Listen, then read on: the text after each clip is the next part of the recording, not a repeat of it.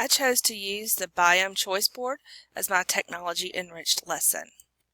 This lesson was a culminating project for the Biome unit.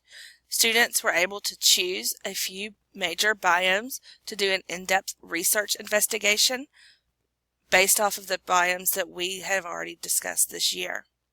Students chose projects from a choice board and had to complete up to 100 points worth of projects. They could earn up to 25 points of extra credit. This project focused on Standard S7L4, which says students will examine the dependence of organisms on one another and their environments.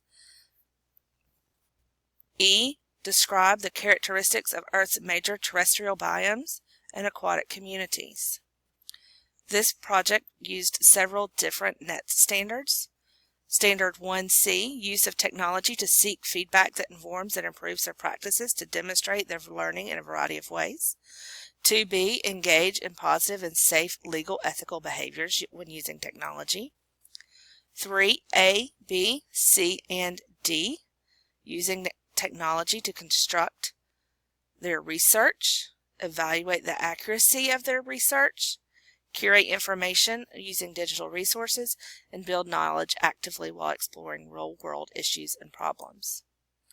The last standard was Standard 6, A, B, and C, to choose appropriate platforms and tools for the desired objectives for the creation or communication, create original work or responsible purpose or remix digital resources into new creations, and communicate complex ideas clearly.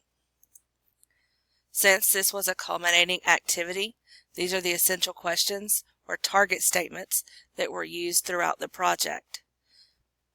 I can locate the locations and common landforms of the biome, explain the type of climate found in the biome and the factors that determine the climatic conditions, identify the main types of plants and animals, as well as explain adaptations, research, describe, and explain human impacts, environmental concerns, natural hazard impacts, and create a solution, resource, or product that addressed a specific human, animal, or habitat need.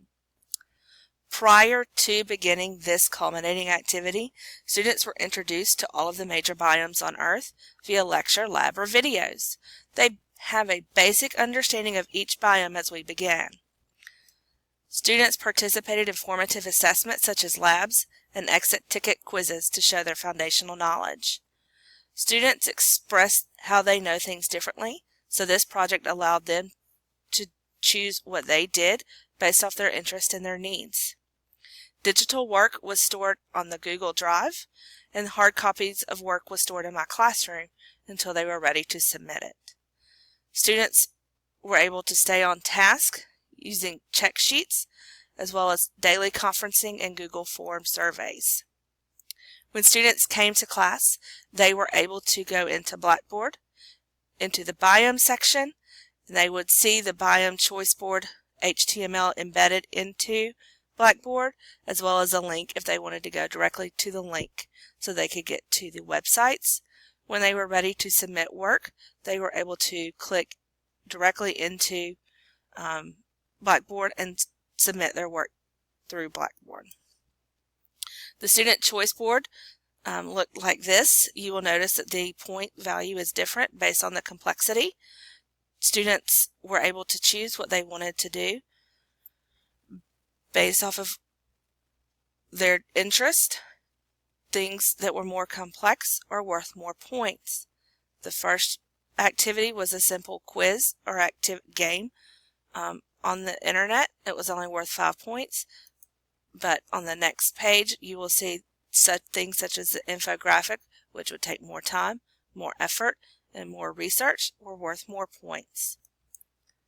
This is the rubric that students use to grade themselves, as well as the rubric that I used to grade them. They were graded on content, organization, and presentation,